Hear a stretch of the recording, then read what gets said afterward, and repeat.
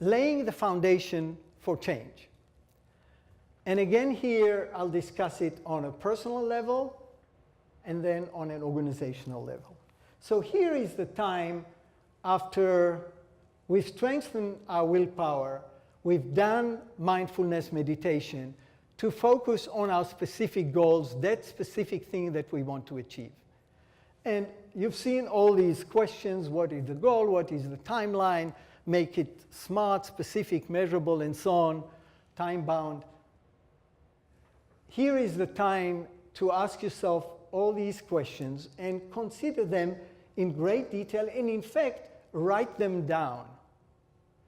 If you're so inclined, like typically I think better in writing, and if you like that, then definitely I would recommend, whatever your goal might be, to write it down. This way, a year later, if you suddenly find out that that goal completely vanished from your life, you can go back to your journal, change journal, and ask yourself, what was I thinking a year ago? Why did I ever adopt this goal? Didn't make sense, doesn't make sense today, maybe it made sense a year ago. At the organizational level, the questions will be somewhat different, but again, you get your team together, and whether it is a new cultural behavior that you want to adopt within your team, or whether it is a project or an operational improvement, like paying more attention to detail within the team, or being more creative, or more risk-taking, whatever it might be, write down that change that you want your team to adopt, and write down a list of questions that you want to deeply consider before you undertake that goal. So that's fairly trivial, and I don't want to spend too much time on it. I want to get onto the habit loop. So typically, there are two types of goals that we might want to adopt. One is a long-term goal, like education, career goals, financial goals, and in the company setting, operational goals, or projects or programs, like we heard from Mitch before, that we want to implement. And the second one is habitual goals. We want to create a new behavior either at the personal level or at the organizational level. So since quite a few of our goals could be habitual, I'd like to spend some more time here understanding what are habits and how can we control them, if we can. So what are habits? Habits are what scientists call automated, non-conscious behaviors. So once we mastered the habit, it sinks down in our brains to a system of the brain called the basal ganglia, and it is packaged there as a set of steps that together constitute that habit.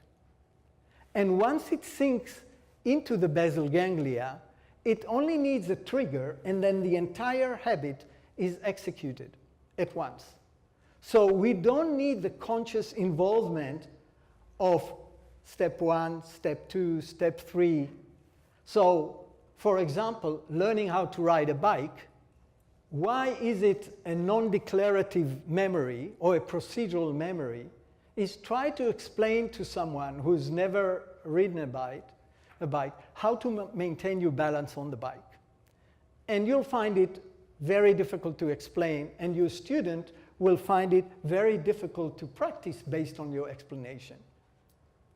That has to be practiced enough, and once you get the hang of it, so to speak, that new skill set sinks deep into the structures of your brain, and then it becomes unconscious. You don't know that you have to lower the one leg and bring up the other and change the angles of your feet. All of that is completely done unconsciously. So this is what habits are, and this is how they sink deeply into the structures of our brain. So in 1993, one of the foremost leaders in the area of habit,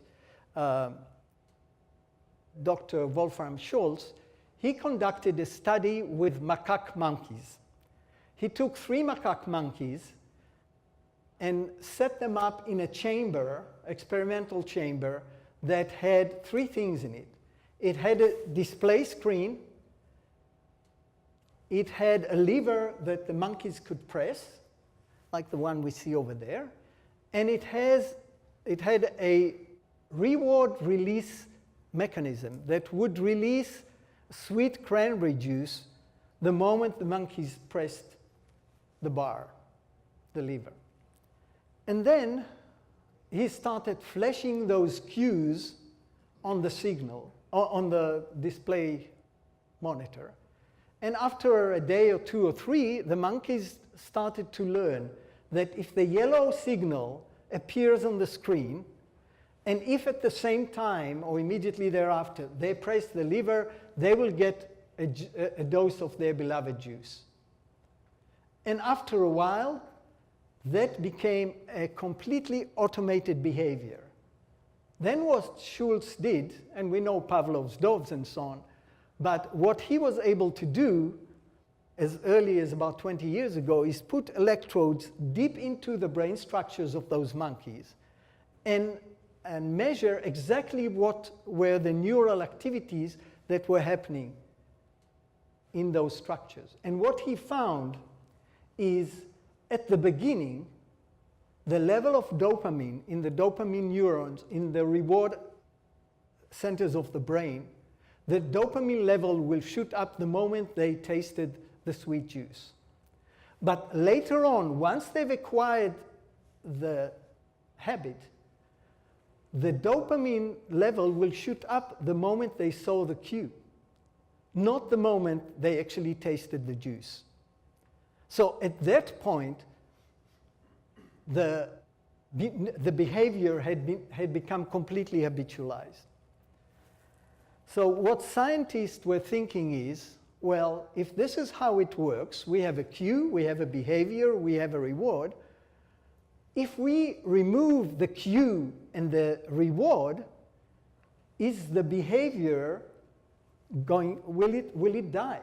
Will the neural connections that make up that behavior, will they completely disappear? And to their surprise, they found out that that is not the case. Much like you don't forget how to ride a bike, even if you have not done that for 20 years, you get onto the bike, and with a little bit of practice, you're back as new. Those old networks, neuronal networks that collectively form that habit, they never die.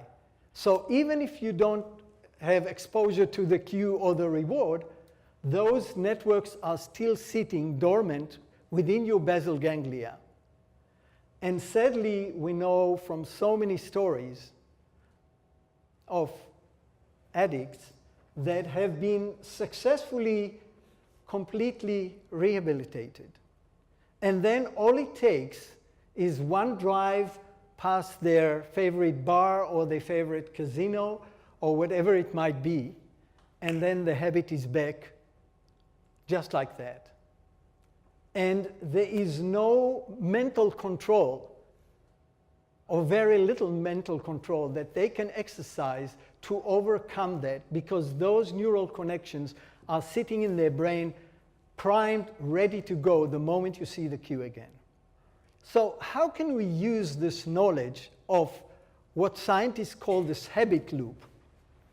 You see the cue, you do the behavior, you get the reward, you develop a craving. How can we use that to overcome undesired habits or adopt new habits? So here is a completely hypothetical situation at the organizational level. And let's assume that your meetings are really not effective.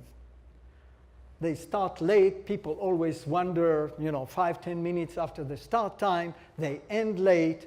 People jump into each other's speech. They interrupt each other. They go off at a tangent, speaking on unrelated topics. At the end of the meeting, people are wondering what had been achieved by the meeting. Nobody knows what the action items are and by whom and by when. Really, those meetings are a mess, and your objective is, perhaps you're a newcomer to the organization, is to really improve the effectiveness of those meetings. So how would you do it knowing the habit loop principles and concepts? So the first thing is you will design the desired behavior. And that could be like starting on time, ending on time, speaking in turn, and so on. And you'll write some kind of meeting etiquette or meeting procedure that you want your team to adopt. And then you will have some cues, some reminders. So a countdown clock, some electronic reminders to your team. You will appoint a meeting marshal.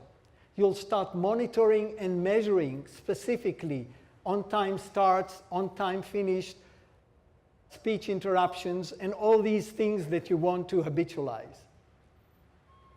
And after a while, you'll start noticing that those behaviors are becoming habitualized in the team. Of course, you'll have to add some rewards, so maybe you'll do a draw of a cruise on the Royal Caribbean or something else, and that will possibly incentivize. At the personal level, you definitely have to design a reward. At the organizational level, you have to design a reward as well. Perhaps it won't be a cruise, will be something else. But you can definitely use this concept of the habit loop both at the personal and at the organizational level. And using this knowledge, you can implement new cultural ideas, cultural traits and habits and so on within your organizations. So basically, how do you overcome an existing habit? First of all, you have to really deeply understand what is the habit, what is the behavior you want to overcome, and what are the constituent components, how does it physically happen? And then design an alternate behavior. Knowing that you're not going to be able to kill those neural connections, you have to bypass them in some way. So once you know what it is now and what you would like it to be, then understand the existing cue and find ways to bypass that cue and create another cue that will prompt the new behavior. Similarly, understand what the current, and really I'm saying deeply understand what the current reward is and what inner needs does that reward actually satisfy, and try and come up with a more powerful, stronger reward that will satisfy the same needs. And then we'll talk about the accountability partner in a moment. Highly recommended to engage someone that will help you, especially if the habit is challenging to overcome. Practice, and then periodically do a checkpoint. See how far you are progressing. So that summarizes the habit loop